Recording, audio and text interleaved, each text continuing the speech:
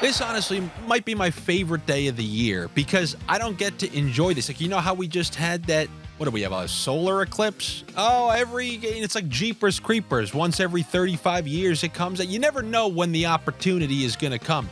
When your pick to come out of a conference is down 2-0 in the series, and you get to look in the camera and you get to say, I'm taking them not only to win this series, but I'm re-upping to taking them to win the East. And when was the last time I told you something like this? When I had a team to come out of the East and they were trailing the Rangers 2-0 in a series? Oh, I don't know. Why don't you take a look? And then on the other side, if you have stone cold balls, I told you this on the first episode. The reason I'm doing this is because last year, Colorado, they were 6-0. I said take Vegas in 6 games. Vegas is going to win 4 in a row. I got called a conspiracy theorist. I got called a tinfoil hat man, and they rattled off 4 in a row. So if you want to take Tampa to win this series, there's only one way to do it and get your money's worth, and that's taking them in 6 to rattle off 4 straight. Is that impossible? Absolutely not, because if they win the next 2 at home, they're bringing that momentum into the Garden, and you're going to see Road Lightning, the ones that don't care what game it is. You get them going with momentum again, you see what they do with it. It's truly an amazing thing. There are so many correlations between these playoffs and the ones from 2 years ago, like the Colorado Avalanche blitzing through everyone, and we'll get to that series in just a second.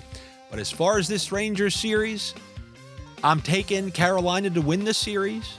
I'm taking Carolina to come out of the East, and I am taking Carolina, as I told you with the Tampa Bay Lightning, to win 4 straight and win this in 6. And yes, the Islanders fan in me will celebrate that, but the sniffer in me will enjoy the fruits of those tips. And I'm not asking you to hop on. Just know I'm getting on the train, and either it's taking me to Richie Rich's secret stash, or I'm going to be like Ra's al Ghul.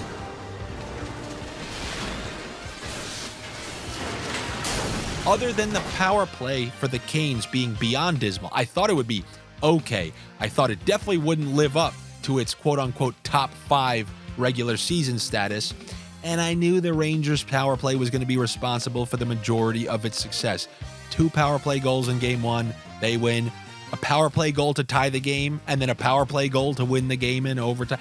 This is no different than what I saw at the outset of the series. I thought the Canes would be able to get Game 2, but I think they're going to go down to Carolina and win a low-scoring Game 3, and then a larger margin in Game 4, and then the whole series is going to have a different tenor coming back to New York, just as it did 2 years ago, and just as I told you it did. But time will tell. And now we can talk about that Colorado series. I have bad news for all, 3 of you Dallas fans who don't care about the Cowboys and care more about the Stars. I don't think you're winning this series. I really do not think you're going to win this series at all. And I was hoping, once it went to overtime, that the Colorado Avalanche lost, just so I could then take them to win the series at a great price, because my biggest fears for Dallas were realized. They did an unbelievable job blocking shots, but they were constantly being put on the back foot at various points throughout the game, including that overtime goal. It's just a whole hell of a lot to deal with. And you saw them go into Winnipeg and drop a bunch of goals. To go down 3-0 in a playoff game against the quote-unquote 1 seed in the West and just rip off 3 straight. It didn't even take that long. It was in like a period and a little bit for them to score those 3. And then winning in overtime with Heiskanen getting cooked by Miles Wood. This is going to be a tough series for Dallas. I'll tell you that right now. So that is my assessment on the 2 series we saw last night. Now we have a new series starting tonight. I'll get to the Boston-Florida Game 2. But we got Game 1 in Vancouver and Edmonton. And how's this series going to play out? Is Vancouver going to be able to drag Edmonton down to that slower pace that we saw in round 1? Or is Edmonton going to push the offense out of Vancouver and play more at their fast pace and higher scoring games? Well, I'll say this. I really think that the Vancouver series that we saw against Nashville was mostly due to Nashville wanting to play that low event, low scoring, tight checking game. From what I saw 2 years ago, I'm going to use that as my little indicator. I saw Edmonton drag Calgary, one of the top defenses in the NHL, a Sutter coach team who prided themselves on playing good defense. They were getting in 7-6, 7-5 game. Edmonton dragged the offense out of them. I think they're going to drag the Vancouver offense out of them. And that's great for all of us because what we just saw was a full series of their prices becoming way more reasonable. Like if that last series saw goals going in left and right, we would be getting way worse prices on these Vancouver players. But because we're getting good prices, I'm going to try to take advantage of them. The first thing I'm going to try to take advantage of is the over 2.5 goals on Vancouver. I don't think this series is going to look like the last one, and I think goals should be easier to come by for the Vancouver Canucks. I think there will be more opportunities, more power plays potentially, and I think that's going to bode well for them in terms of scoring goals in this series.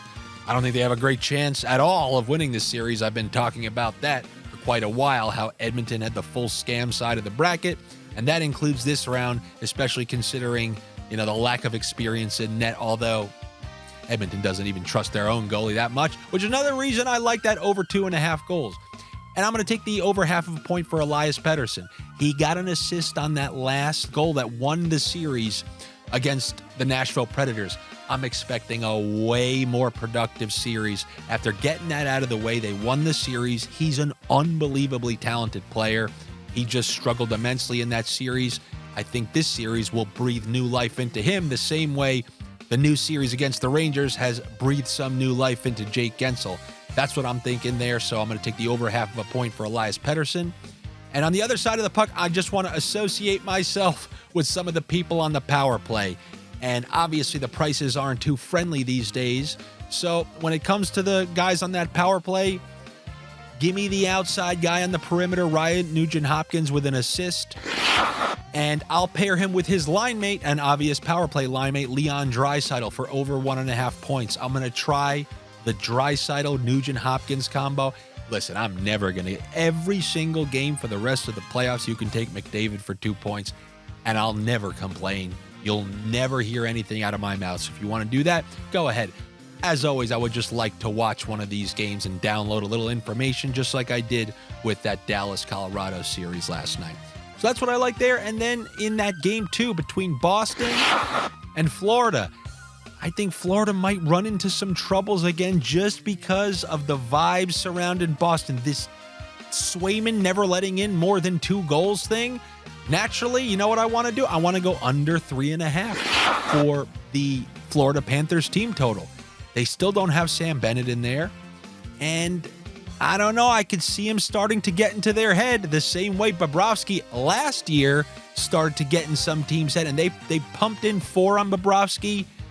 Man, I really wouldn't be surprised if the Bruins took this one as well, but I will go under 3.5 goals for the Florida Panthers. And I thought he looked awful last game, and that's Vlad Tarasenko. And I'm going right back to that because he's on the third line. He's not playing with any of those elite players. We'll see if they try to line juggle after this game too. But until then, give me the under half of a point on Vlad Tarasenko. And if you need somebody else to bring that to plus money, take his line mate, Evan Rodriguez. They play power play 2 together, minimal time, and are line 3 line mates. I don't mind going under half of a point on both of those guys for plus money. And I guess he may have to be our new Joe Pavelski because he finally broke the streak, like with The Undertaker at WrestleMania. But it was an awful Tuesday, an absolutely awful Tuesday. But I really don't care after the stretch that you guys just had, that 5, 6, 7 day stretch, just jumping in pools of money like Scrooge McDuck. Every once in a while, you got to kick a little back into the pot. That was me, that was you, and that was Miss Lippy too. That's what I have for you here on a Wednesday. Good luck to you. Better luck to me. Do me a favor. It's not even a different favor. It's the same favor I ask every single day.